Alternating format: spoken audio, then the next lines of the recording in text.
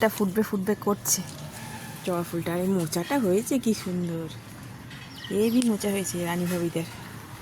কলা গাছ ভরা, আমাদের তো সাপের ভয়ে কলা গাছ লাগালো না, বাউন্ডারির বাইরে প্রচুর কলা গাছ, কলাপতি গাছ তো এখানে জঙ্গল হাউসিংয়ে। এই ফুলগুলো খুব সুন্দর হয়েছে, রোদ্দুরটা উঠলে দিনটা কি সুন্দর লাগে। মালবেরিটাই ধীরে ধীরে ফলগুলো বড় হচ্ছে, মালবেরি গাছে ফলগুলো আস্তে আস্তে বড় হচ্ছে, ফল ধরছে, লাল লাল হচ্ছে। লাল মানে কাঁচা, যেই কালো হবে তখন পাকা। ড্রাগন ফ্রুট গাছটাও আস্তে আস্তে বাড়ছে, ফল দেয়নি, এটা যত্ন করতে হবে, গোবর দিতে হবে।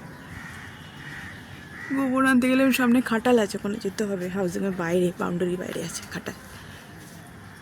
প্রচুর কালো গরুতে ভরা এখানে, সব গরু কালো। নিম পাতা করেছে ঝুরঝুরে একদম, খুব সোজা বানানো। ফুলকপি আলু বাদাম সব ভেজে নিয়ে চিড়েটা আগেই ভিজিয়ে রাখবে, নিয়ে জলটা পুরো ফেলে দেবে, জল টেনে চিড়ে একদম ঝুরঝুরে হয়ে থাকবে।